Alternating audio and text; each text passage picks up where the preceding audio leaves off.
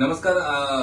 आपलं स्वागत आहे सुधांशू हॉस्पिटल भांडूपमध्ये. आपल्यासोबत एक निष्णात सर्जन आज इथे उपस्थित आहेत. सुधांशू हॉस्पिटलमध्ये आज एक विशिष्ट प्रकारची अशी ऑपरेशन सर्जरी आपण केलेली आहे. त्याबद्दलची माहिती आपण सरांकडून घेणार आहोत. सर, माहितीला जाण्याआधी आपण कृपया आपलं जरा इंट्रोडक्शन द्यावं. नमस्कार, माझं नाव डॉक्टर सौरभ विजय चाळके आहे. मी ओरल कॅन्सर सर्जन आहे आणि ओरल अँड मॅक्झिलोफेशियल सर्जन आहे. आज आपण सुधांशू हॉस्पिटलमध्ये जी सर्जरी केली आहे त्याला इंग्लिशमध्ये बायसॅजायटल स्प्लिट ऑस्टिओटॉमी सर्जरी म्हणतात. काही जे लहान मुलं असतात त्यांना जन्मतः त्यांच्या जबड्यामध्ये काही ना काहीतरी प्रॉब्लेम असतात. काही लोकांना वरचा जबडाच डेव्हलप झालेला नसतो, तर काहींचा जबडा खालचा खूप मोठा किंवा छोटा असतो.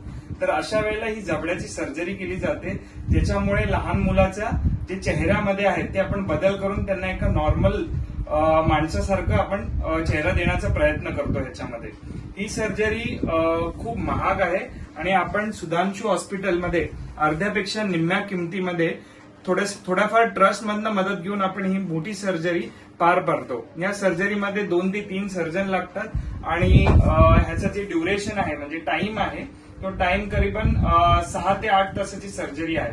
आजची जी सर्जरी आहे ती आम्ही सकाळी 7 वाजता चालू केलेली आणि आता दुपारचे 2 वाजले तरी पण सर्जरी चालूच आहे. तर याच्यावरनं समजेल की ही सर्जरी किती महत्वाची आहे आणि किती सिरियस सर्जरी आहे. ह्या सर्जरीने आपण एखाद्या मुलाचं किंवा मुलीचं ऍक्च्युली आयुष्य बदलू शकतो. भरपूर वेळा अशा या मुलींमध्ये लग्नाच्या वेळेला भरपूर प्रॉब्लेम्स येतात डिफेक्ट असल्यामुळे चेहऱ्यामध्ये. तर आपण त्यांना एक वेगळं नवीन चेहरा देण्याचा प्रयत्न करतो ताकी त्यांचं जे सोशल लाईफ आहे ते एकदम स्मूथली जाऊ शकतं.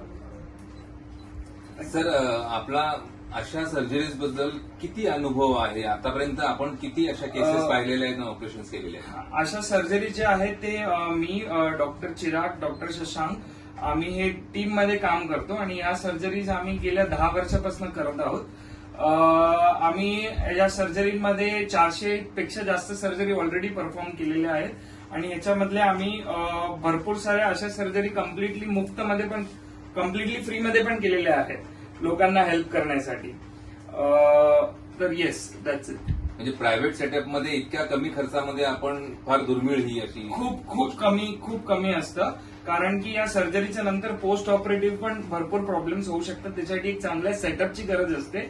तर सुधांशू हॉस्पिटलमध्ये आयसीयू केअर खूप छान आहे, ओटी स्टाफ खूप छान आहे आणि जे ओनर आहेत डॉक्टर जितेंद्र पवार ते स्वतःच आयसीयूच्या पेशंट्सला बघतात. त्याच्यामुळे माझी टीम त्यांच्या टीम बरोबर काम करण्यासाठी थोडी कम्फर्टेबल आहे, म्हणून आम्ही अशा ठिकाणी काम करायला आता चालू केलेलं आहे.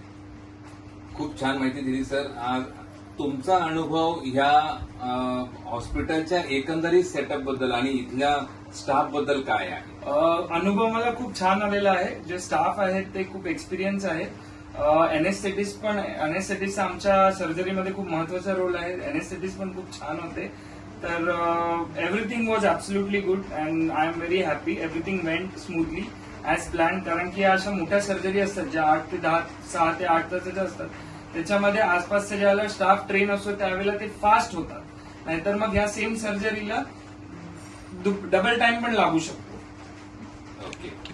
मधले जे रेट्स आहेत ते सांगितले, पण प्रायव्हेटमध्ये साधारण अशा प्रकारच्या ऑपरेशनचा खर्च किती येतो? प्रायव्हेटमध्ये या सेम सर्जरीचा खर्च करीबन 12 ते 15 लाख पर्यंत जाऊ शकतो.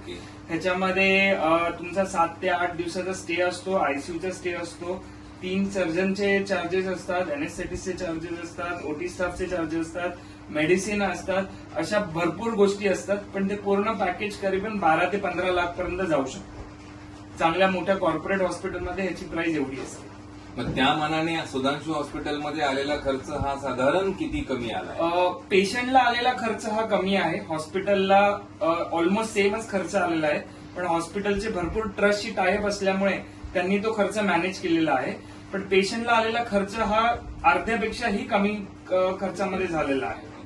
म्हणजे आपण 1/4 पेक्षा पण कमी बोलू शकतो, एवढ्या कमी खर्चामध्ये ही सर्जरी झालेली आहे. एक प्रकारचं सोशल वर्कच झालेलं आहे. And thanks to Sudhanshu hospital आणि त्यांचे टायअप जे आहेत ट्रस्टसाठी, त्याच्यामधनं ते फंडिंग गोळा करून करतात. तर आपण पाहिलंय सुधांशू हॉस्पिटलमध्ये आज हे एक वेगळ्या प्रकारची सर्जरी अशी झालेली आहे ज्याला जो बाजारातला ऍक्च्युअल खर्च आहे तो खूप जास्त आहे, पण इथे आपण तो अर्ध्यापेक्षा कमी खर्चात इथे केलेला आहे. सुधांशू हॉस्पिटलने ते मॅनेज केलेलं आहे. त्यांचे ओनर डॉक्टर जितेंद्र पवार यांनी ते मॅनेज केलं आहे, एनजीओज आणि ट्रस्टीकडून काही डोनेशन्स घेऊन. तर अशाच काही गोष्टी सुधांशू हॉस्पिटलमध्ये जसं जसं घडत जातील, नवीन एक युनिक अशा काही गोष्टी जेव्हा घडतील त्या त्यावेळी आम्ही तुमच्यापर्यंत नक्कीच पोहोचत राहू. धन्यवाद.